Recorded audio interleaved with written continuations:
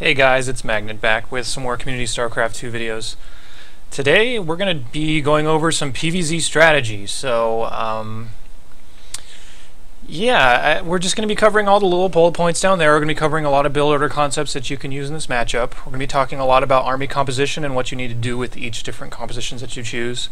The way your tech should flow and the transitions that you need to make throughout the game based upon what you choose and what your opponent is doing.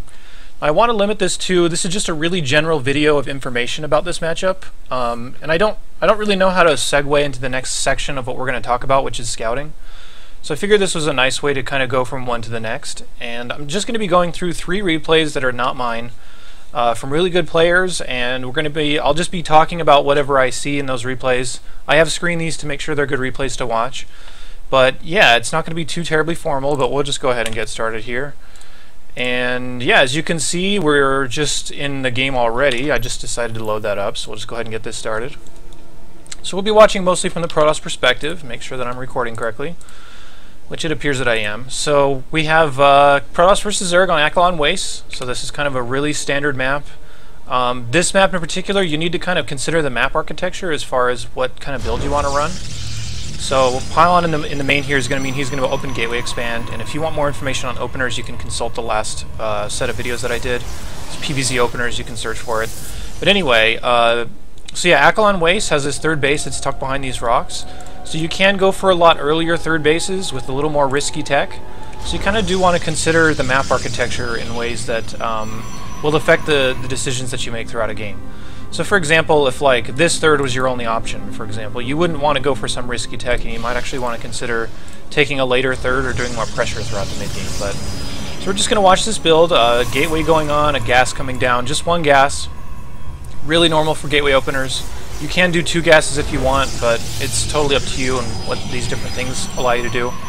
And like I mentioned in the openers video, you definitely want to pay a lot of attention to the way that the gateway expands can mold throughout the game.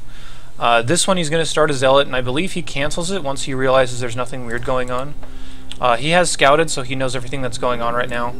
And we'll talk about that in another video, so we're not going to pay too much attention to what the Zerg player is doing. We're just going to talk about what they could be doing and what you need to watch out for. So, next is coming down like a normal gateway opener. And the next thing he's going to want to start doing is walling off this ramp area. So you want to build like a pylon here, a couple buildings, and just get it down to like one space open so you can put units in and out. That's definitely something that you always want to do in this matchup, so you can minimize the amount of ways that Zerg can enter your base. Other matchups, though, it's really not nearly as important. We'll get to more of that later on, but the general idea is in PvZ, you want to start building walls, kind of like this, so that you can funnel Zerglings all into one place, and so they don't just get by you and start messing up inside your base. So the next thing we want to look out for from this Protoss is the tech that he chooses. And if I remember this game correctly, he chooses it a little bit weird. He goes for a forge and 2 gateways. On any one of these gateway openers, you can start to be a little bit aggressive once your warp gate finishes. So you can see his is done, but he only really has 2 gateways, so he's not going to get a ton done there. And that's okay, because really all you want to do with gateway openers as a whole is just keep the worker count fairly even. And you can do that either by pressuring if you need to. This player actually opts not to pressure. They just decide to take a faster third base and just kind of sit back. So here's the tech coming down right now. It's a Stargate opener. There was a robo, if you saw in the production tab earlier, but he went ahead and canceled it, I think because it got scouted and he wanted to change direction. So he's going to start knocking down these rocks. He'll knock these rocks down as well to make another wall. So again, he only has this one little entrance into his base. Here comes the Stargate, so he wants to go Phoenix first so he can scout. And that's definitely never a bad idea, even if you're wanting to go for a big Void Ray build, which is what he's going to do. You still want to get that one Phoenix or even a couple Phoenix out just to scout, just to kill overlords around the map. So you can see he's going to kill this one. He's going to know this Ling is here so he can send some units down. He can also grab like this overlord out here, and if my mouse would work that would be awesome. So grab this overlord out here, and he'll be able to scout the whole base pretty well so he knows what's coming from his opponent. But after that he's going to start going into Void Ray, and he does put down his third base. So at this stage of the game, if you want to mimic a build idea like this, he has a few sentries just for a force field.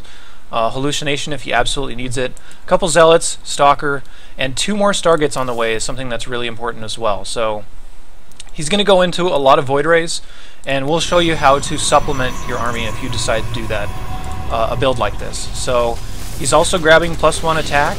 You would also like to see him grab +1 shields, along with the +1 air weapons, which he should get in just a second. Go ahead and look out for that, but yeah, there we go. So if you're making a lot of Void Rays, you want to start getting into your air upgrades as soon as you can. You want to get shield upgrades as well, because it does benefit both air and ground units. So you want to start paying attention to what can I add throughout the game that's really going to help the strategy that I'm choosing. So basically, the strategy he's choosing is just a lot of Void Rays. You see 3 more Void Rays on the way. He's going to put them up to 5. He's just going to keep making Void Rays until he feels like he has enough. Now, if you have this many Void Rays, you can stop these annoying little roach attacks. If you just charge up your Void Rays, you can put down like a Time Warp here or a Nexus Cannon if you want to. Or you can just use your force fields to try and trap his roaches in so you can kill a whole bunch of them. So we'll see how he opts to handle this. Goes ahead and just walls them out for just a second, and he's going to grab a whole bunch more here. This is kind of forcing the Zerg to commit, so his Void Rays are just going to have the responsibility of killing these roaches, and they should be able to do it pretty uncontested. And if you just keep probes alive, you'll be in pretty good shape. So you can see the utility of these Void Rays goes a long way. It prevents against these annoying little roach timings that you might have to encounter. And then what you really need to see after this is you need to see what the Zerg's tech is doing. So I don't know if he scouted this or not. It's not really that important, but you need to be able to see what's coming down after Lair. So like if it's Hydra, you can continue to make Void Rays, you can make Charge and Storm. You have to just change your play a lot if it's Muta, so you'll have to look out for that as well. If it is Muta, you can start getting into Phoenix and stuff, but again, we'll talk about scouting a lot more in detail as far as the particular times you need to scout and what you need to look out for in a different video. Okay, so he's continuing to make a lot of Void Rays. Now the next stage is what's kind of scary in this build. The Hydras coming out can be really bad if the Void Rays get a bad engagement against them. That's why he has these sentries in his army. Where'd they go? These sentries right here are going to make it so that he gets one fight where his Void Rays can fight just a small amount of the Hydras while it kills off the Hydras, and then it has enough power in order to take on the rest of the army. Another cool little thing you can do with Void Ray builds like this is you can send out your pack of Void Rays in your Mothership Core in order to try to snipe a base that's on the side. So if you get this base and you recall home, perfect. You didn't spend anything in order to get that. So I'm pretty sure that's what he does. We'll just go ahead and watch it. You can charge up your Void Rays. It does more against armored units. So yeah, hatchery's gone, go home. Perfect. Now by this stage in the game, you want to start considering what's the base count. I'm on 3 bases, as you can see this Protoss is. The Zerg is basically also on 3 bases, since this one died and this one is not even close to being finished. So if it's 3 base versus 3 base at this middle stage of the game, you're in a really good shape as Protoss. So let's check out how he's going to continue to support his Void Rays as the game goes on. So he kills that hatch. He has a lot of Void Rays. Let's see, this is 11. He's going to start adding charge on his Zealots. So you can see that coming down right here. He's going to continue to get ground weapons upgrades for his Zealots. More importantly, he's going to opt to go for Storm. By this stage of the game, about 14 minutes or so, a little bit after that, you want to consider how am I going to hit a whole bunch of units with one attack. So you can go Colossus if they're making Hydra, or you can just do more of a catch-all and go for Templar with Storm. And we'll see how this fares throughout the rest of this game. This is actually a really long game. I'm not going to play the whole thing. We'll just watch just to get the general idea of what this build's going to do. And if you're being pressured quite a bit, you can go ahead and just merge these into Archons instead. So okay, here we go. This is the first big fight where the Zerg has a lot of Hydras, and the Void Rays really haven't taken a fight yet that against anything that can really shoot back. So if this is the case, if he fights without those force fields or in a bad position, then he's going to lose all of his Void Rays and this game is over. So this first fight is definitely where you need to start trying to segregate the army into small little pieces. So if you can grab about this much and kill it off with your Void Rays while the other half can't fire at your Void Rays, you'll be in good shape. So let's see how he manages this. So I come down, I'll slow it down a little bit.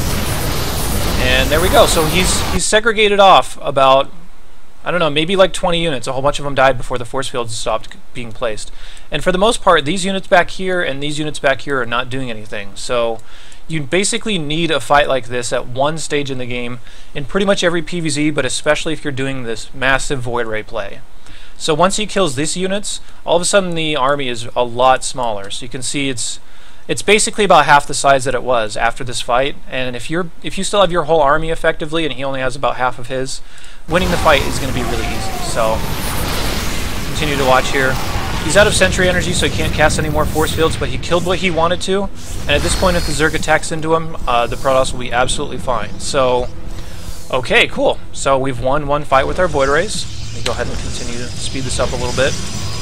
You want to make sure that you keep power on everything and whatnot. Once you get up to this count of void rays, this is about 14. That's right around where you're going to want to stop. Any more than that, and you're going to start losing a lot to fungals. Muta switches will be really hard to deal with. So 14 is a good amount, and then you can supplement the rest of your army with Zealot, Storm, Archon, maybe a couple sentries, but they're not as necessary as the game goes on. Okay, fight number 2.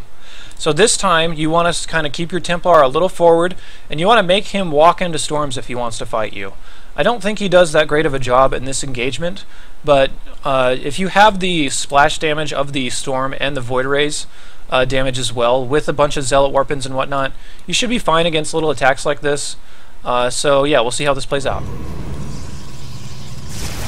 So he comes up, storms are really late. Don't actually really kill anything, but all he spent in order to fend that off was a little bit of storm energy and didn't really lose anything. You do also need to watch out for a little bit of attacks like this, so if you can set up walls or whatever right here in order to help buy a little time, that'll be perfect. But at this point, okay, here's another fight that's about to come up. Yeah, we'll just see how this plays out. Banelings are a pretty bad news against all these Zealots, so again, if you can, try to lead out with your Templar. His are kind of in the back. If you could lead out with your Templar, you could storm everything before you even had to fight. So I think in this fight, because of where his Templar are, he's actually going to lose a lot of void rays, but he won't quite die. Fungals coming down. We'll go ahead and slow this down a little bit. You can see the storms go off and kill a whole bunch of the Hydras. But I think we started this fight with, what, 14 void rays? And let's check on it now. Let's see what he's at. After that fight, he's now left with 6. And you definitely do not want to lose that many void rays. It's going to put you in a pretty bad spot. I'd say really the reason that he did pretty well in that fight is because he got a lot of storms pretty much all over the army.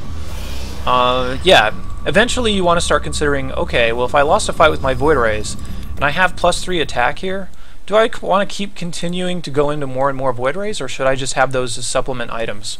I think this count is fine if you've already lost a whole bunch of them, because he's still planning on fighting void rays. So if you switched into like Colossus with these +3 ground weapons, or even Immortals with Storm, that would be super strong. I'd actually say Immortal Storm is a little stronger at this stage of the game than Colossus. But you want to start considering, if you took a fight that wasn't that great, but you're not quite dead, how can I switch my tech to make it so that the Zerg will take bad fights that he doesn't want to take? So you basically saw Hydra, Ling, and Fester before, and all those units are pretty much countered quite well by Colossus. So if you switched into Colossus right here, you already have Storm and everything else. It's a really good switch that I would consider doing. This game goes on for a long time. We can see the timer. It goes on for about 38 minutes, and he never switches off this composition. We've already seen some main fights between these two armies, and the compositions between the two really don't change that much. So yeah, I don't know there's really too much of a reason to keep going in this game. Let's go ahead and jump into a different one where we can see a little bit of a different strategy. Let me check everything. Yeah, sound levels look good. Okay. It's really annoying having to do a video like this and then it just doesn't work out after you go back and watch it, because you just wasted, like, most of these videos are about a half hour long, so if I waste a half an hour doing nothing, that's kind of frustrating. But yeah, so again, we're going to go on Coral Sky Island, which is actually not in the ladder pool anymore, but we're not going to pay too much attention to the architecture of the map in this game. We're going to be paying attention more so to the timing set this player opts to use. So here's our Protoss player spawning in the top left. He has to deal with these silly walls, but again, we won't pay too much attention to that since they don't come into the game very much. Zerg is down here in the bottom right. Let me speed up past our openers just a little bit. Now he's going to open a Gateway Expand, just to let you guys know it's not going to be a Forge Expand. We will see one of those in the next game, just to demonstrate that Gateway Expands are gaining a lot of popularity, but these are also really high-level games and these players really know how to adjust. So I would only run Gateway Expands if you like the flexibility that they offer, and if you want the challenge of trying to figure out all the different timings with them. So again, just Gateway, 1 gas off the Gateway Expand, really normal stuff. Going to be a Nexus probably very soon after this. Mothership Core is usually going to be your first 100 gas, so you want to get that Mothership Core up right away because it's really what makes these work. There's the Nexus. Mothership Core should be right behind it. Okay, and a Zealot is going to wall this off. So again, he's just the general idea of walling. He has this condensed down to just 1 space that he can use his Zealot on hold position here, so that if there's units out here, he won't be attracted to it. He'll just stand there no matter what. And that's kind of his job. Okay, so what I want to talk about is the way you can pressure off of these gateway expands. So you can see the Zerg is on 2 bases here. The Protoss second base is just coming up, but when Warp Gate is about to finish, you can add gateways like I was talking about in the previous game, and you can try and do some damage against your opponent. So if you get your Mothership Core out there, you can protect any pylons you try to get up, and you can always send a probe out. He already had one out, actually, and that's what he's going to start doing. So he sets a pylon up here, and really this is just trying to check against the third base. So if a Zerg player tries to take a third base against a Protoss that has really fast Warp Gate, they should have a really hard time holding that. So we'll see how this plays out. So Zerglings are suspecting something since Mothership Core is out on the map. They do find this pylon, but I'm pretty sure a warp in is going to get in by the time that's done. And what you almost always want to warp in with these little timings is just Zealots. You want to just get Zealots out because if they start making roaches, that means that they're going to be forced to mine gas and just waste gas on stuff that's only going to kill mineral-only units for you. And that's going to be kind of a theme in this matchup. So if you're using only mineral-only units and you're making him stop producing drones by forcing him to produce a lot of Zerglings, then you're going to be in good shape because what's most important about the Protoss army is the way that they use their gas. Zealots are pretty expendable. If you're trading them for drones or Zerglings or whatever else, then you're okay. So we'll keep going here. So the warp in does finish up, but he sees there's a lot of Zerglings here. At this point, if he has this much stuff, you kind of did your job. The whole job of these openers is to try and force them to produce a lot of units that are not drones. And you can see by the worker counts, the count is 35 to 32. It's equal between both players. That means this gateway expand has done its job. So you're going to continue up here. You don't want to attack in any spines or queens or anything like that with these kind of openers, especially off a gateway. You want to try and cancel a base if there's one up. He was hoping that there would be a base here that he could cancel, but there wasn't. But either way, he made his opponent produce units that are not drones. So the worker count's pretty much even. Protoss is actually slightly ahead right now. So that was the whole goal of that. Okay, his choice is going to be 2 Stargates after the pressure, which is really common, because the Stargates, as we saw in the last game, do really well against roach timings. And Hydras won't be out for quite a while until you're able to support these a lot better. So, yeah, we'll see where this game goes as well.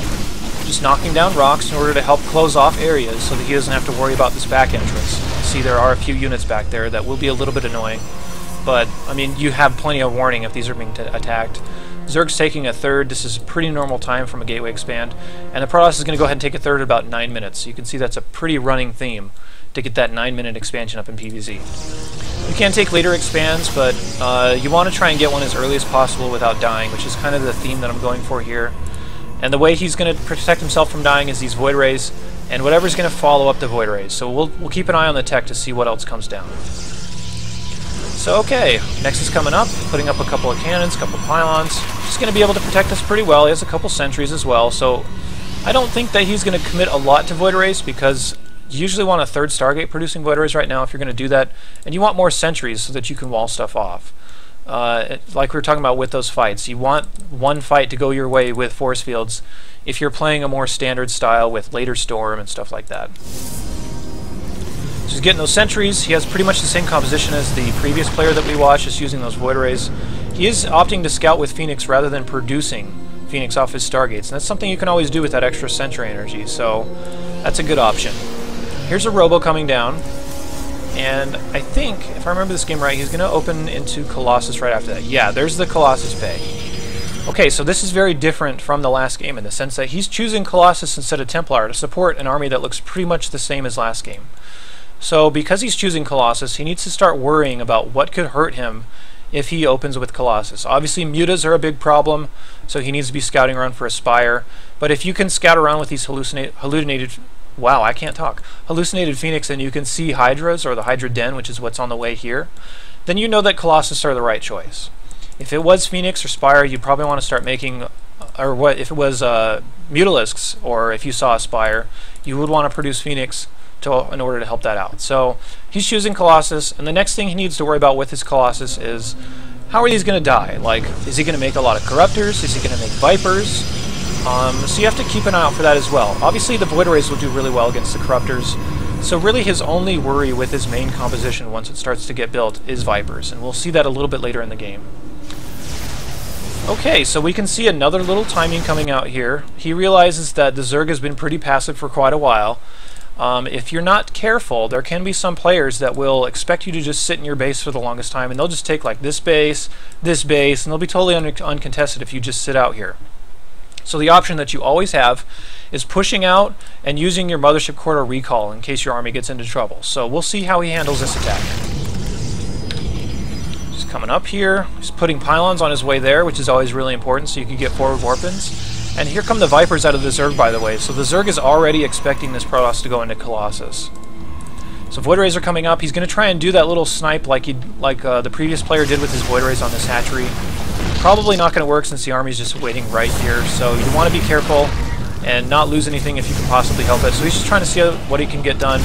Mothership core is going to die though, so that's unfortunate. Now that he knows the Mothership core is dead, this has a high chance of failing, and he knows the units are out. So he's just going to go home. Alright, so we know that Vipers are on the way because we saw them. We saw their Zerg producing them. We could actually find them if we wanted to.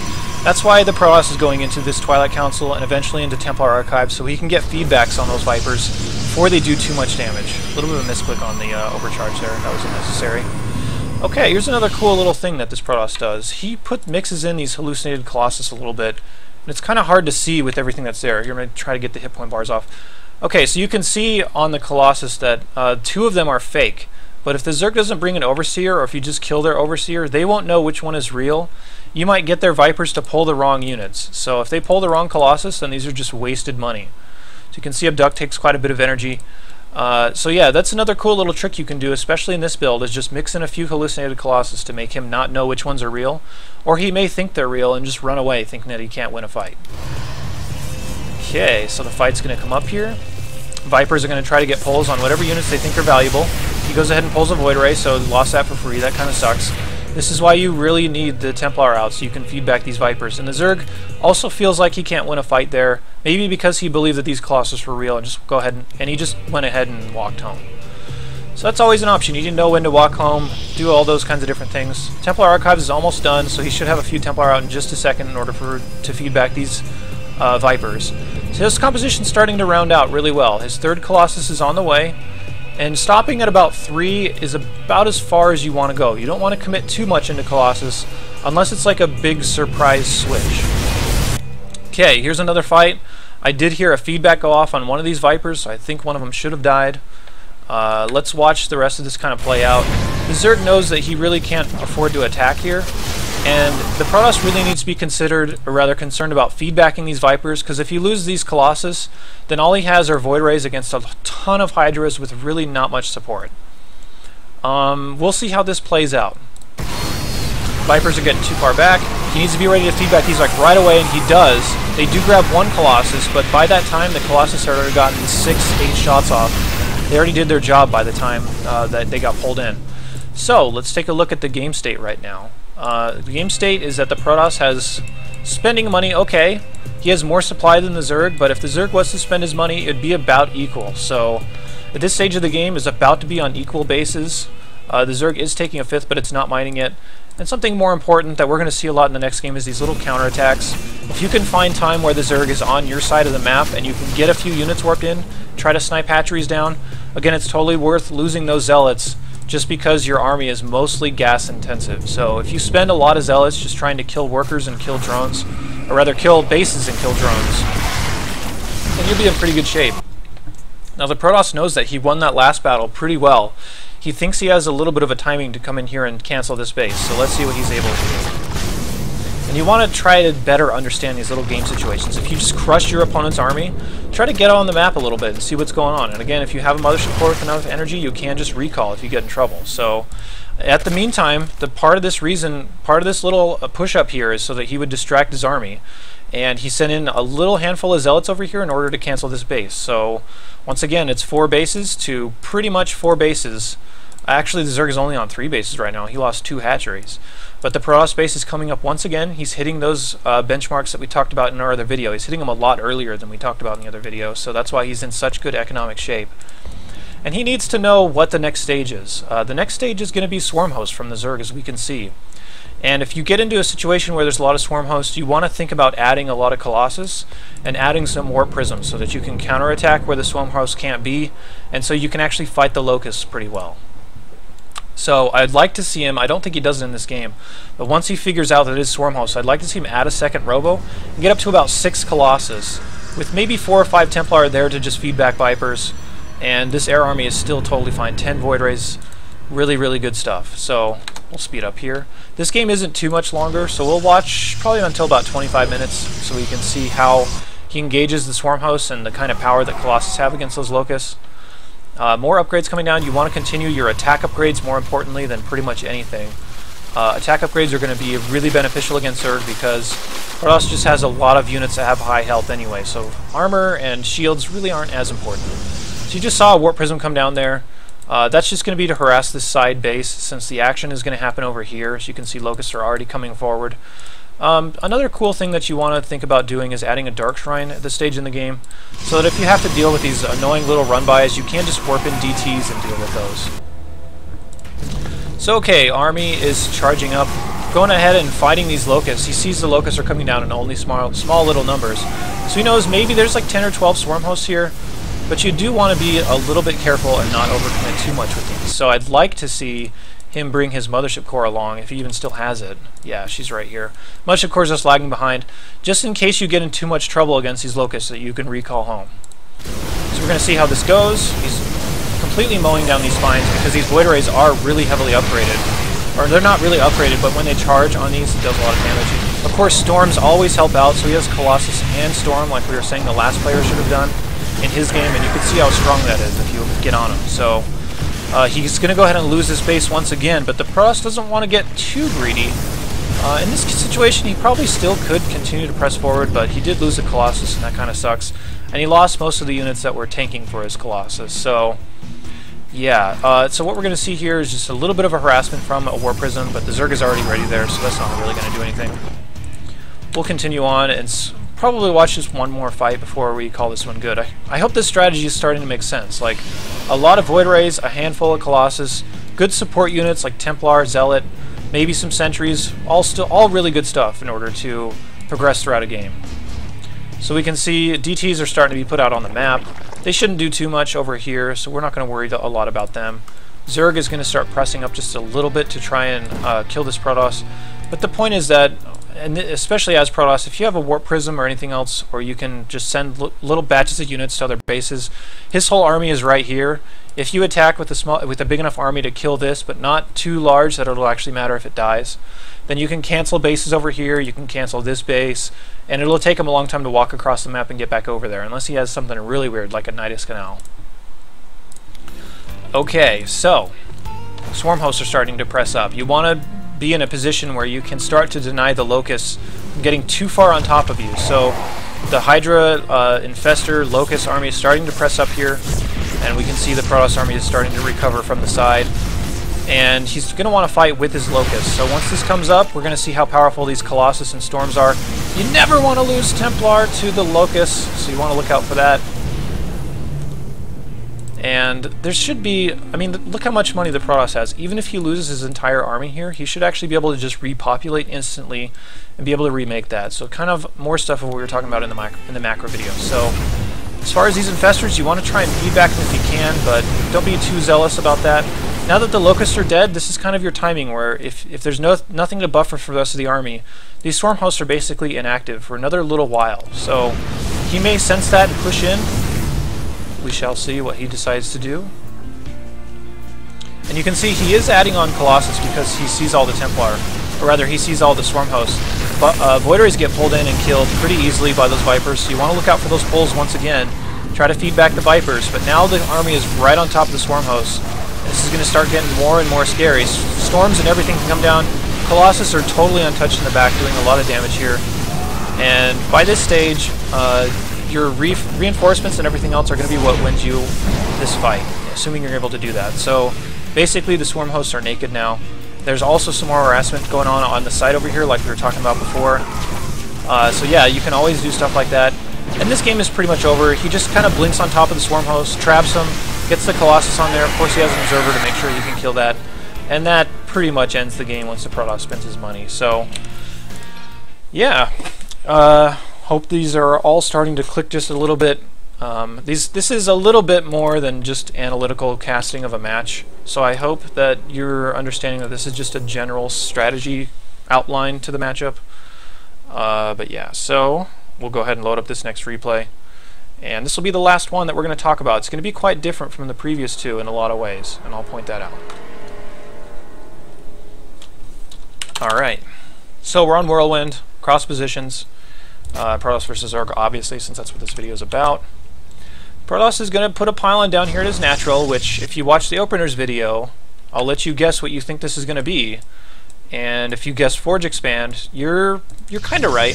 This is actually going to be a Nexus first, but it'll be a Forge right after, so it'll look pretty much the same. As far as Nexus first, which is what he's going to do, I would be a little careful about doing that. That's something that players do a lot at high levels because they want to practice the build in a real environment. But on ladder, you might get a lot of people that cheese you, and if you went like 6-pool against a Nexus first like this, you would just die. So I would just honestly go Forge first. The difference in minerals from the Nexus is only 150, so it's not that big a difference. Yeah, but nevertheless, Forge immediately afterward, Gateway right after that, and the cannon as soon as the Forge is done will be his build. We're not going to focus too much on that, but just wanted to let you guys know what was going on. Now, of course, with a Forge opener of any kind, you want to get double gas around 18. He opted to grab his a little bit later, which could mean that he's not planning on spending a lot of gas anytime soon. So, okay, fills these up. Cybernetic Score comes down as soon as the gateway is done. That's what you want to look out for. He's going to produce a Zealot so that he can hold him at this wall right here. At least I'm pretty sure he is. Okay, no, he's actually going to change positions. He's actually just going to scout with his Zealot and hold position with a probe on his wall. So he wants to see what's going on here. We'll cover this a lot more in scouting, but in the scouting video, but he wants to figure out what the timing of the third base is for the Zerg so that he understands how aggressive he can be and what different strategies he might want to try. Getting a queen here is always really worth it, so obviously that Zealot paid for itself, being really annoying at this base. And that should kind of open up the theme of where this is going. So he did see these roaches coming across the map. He will have enough units in order to hold this off. He has a Mothership Core, it's a Sentry that he can use Force Field, so all this stuff is really good. Mothership Core on a Forge Expand is going to be a lot later than on a Gateway Expand, but you do want to get it eventually. And again, here's a really fast third base. This is about an 8-minute, 30-second third base. So all the games that we've seen so far, about 8 minutes and 30 seconds, or about 9 minutes, 9:30, somewhere in there is when the third base is taken. And I'll show you why this stuff works, and that's because we didn't see it, but he actually produced a Warp Prism and put a couple of sentries in here. So he's basically saying, I'm going to take this base, but if you decide to attack it, I'm just going to attack yours, and we're going to be on equal bases. So that's kind of the whole idea behind this game, and we'll watch how cool this strategy is, and I'll explain how this works so you guys can use it in your own games too if you want. So Zerg is pushing up here with just a handful of roaches. He knows that's kind of a risk, but I think he also sees these Warpins coming in. So he knows that he's going to be in a lot of trouble. Now, as far as this drop here, the Zealots are going to buy a little bit of time against any units that might come. More importantly, he has sentries in here, so he just goes ahead and he traps all these drones in this little pocket, so the Zealots can just go to town. And if he starts to get his Warp Prism attacked, he can just pick up in the Warp Prism and get out of there. There we go. So once again, we're back to the theme of him only spending minerals as far as Zealots in order to try and reduce his opponent's worker count or his base count. So right now, the worker count is 61 to 55. We're in still the middle stages of the game. That's really good if you can be on that equal of footing. But the difference here is he's not just going to go home. He's going to continue to pressure over at these bases based upon where the Zerg army is. So you'll notice he's going to have an observer. It's just going to hang out right here. And whenever he sees the army past this point, he knows that he can drop and do some damage and not lose anything if he just picks up in his Warp Prism. So again, here's the observer. It can see the army moving across the map. His reaction is just going to be to warp in some units and send them into the third base. So this is a very counterattack harassment style that we're seeing out here. And he can get away with that because look how much gas he's spending back at home. That's 7 sentries, 3 immortals, Mothership Core, a wall is up here with gateways so that if he gets attacked, he'll be able to manage it really well with force fields like we were talking about earlier in the game. And it just basically punishes the Zerg for being out of position. So the Zerg can either choose to pick a poor fight, like there should be no way he should win this fight if the Protoss controls correctly with just this army versus this army. But at the same time, he's already too far across the map where if he has to walk all the way back in order to deal with these annoying little harassments, he's still going to lose quite a bit by the time his army gets there. So we'll continue to watch. More Warpins here, more sentries being dropped, just blocking the drones in there the best he can. He unfortunately left a hole. And again, he doesn't have to lose anything if he doesn't need to. Being a little bit sloppy with the Warp Prism, and he does lose it. But that'll be a cue just to get another Warp Prism out and keep doing the same thing, because he's still in good shape. As far as the supplies, if he spent his money, he'd be right on the Zerg's heels. And the worker count, again, 61, 65. It's very even, and that's what you want as a Protoss player. Okay, so he's going into Dark Shrine now. He's going to start supplementing DTs into his harassment. And he's going to also put extra pylons out on the map so he can get some two-pronged harassment going, meaning that he can be harassing in two places at once. Once again, he has some units out in the middle of the map. He knows exactly where his opponent's army is, so he can prepare for anything he might need to back at home. But in the meantime, he can warp in 2 or 3 units and send them back here and try to kill bases. So we should see that coming up here in just a second once he realizes what's going on. His observer can still see units coming across the map, so he knows where his opponent's army is. So we'll watch for those warp-ins. Should probably be at this pylon now that it's so far forward. And there we go, just a couple DTs. And here's going to be the multi-pronged attack here. So he has these 2 DTs coming in here. He can just work on the hatchery since there's not many drones. And during the meantime, it's still pretty far away. His army's going to have to walk all the way here and then all the way here in order to respond to the Warp Prism that's coming in as well. So this is a really cool game as far as learning, and here's another little harassment coming out. So a little more units this time. Again, Zealots don't really matter as much. And he is going to get the hatchery here on the left. So again, we're back down to equal bases, 3 base versus 3 base. At the meantime, if he was focusing correctly, he might have been able to get this hatch as well and bring the Zerg back down to 2. But even if he's just keeping his opponent's army busy while he goes ahead and continues to charge up units of his own, then you'll be in really good shape. So okay, we're at that stage in the game, about 14-15 minutes, where you need to start adding some area of effect damage. And you can see his choice is Storm, along with Immortals, Sentries. These should become Archons eventually. So a really strong unit composition there. So you can see the running theme in terms of composition is usually Sentry in the mid-game, a lot of Tier 2 units, that being Immortals or Void Rays, and Storm or Colossus in order to help out the rest of the army. So just keep that in mind when you're playing your own games as far as what your compositions need to look like.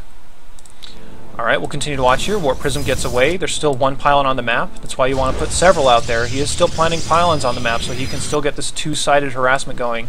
And again, this observer can see everything. Now it gets killed, but he can send out hallucinations if he wants to figure out what's going on. He's holding the watchtower with a zealot, which you can definitely spend just for that reason. And he's going to be able to see this army movement coming down here. So he knows that, okay, well, the army's right here. If I warp in a few units and get him up here, the army's going to have a hard time recovering to it. That's exactly what he's doing. Okay, sending him up, and he should be able to get this base pretty easily, so that base should fall. I don't think there's any way his army can get back in time. And once again, a big theme here is the attack upgrades on the ground units from the Forge. He's hitting +3 ground here really early on, about 17 minutes, and that's really strong.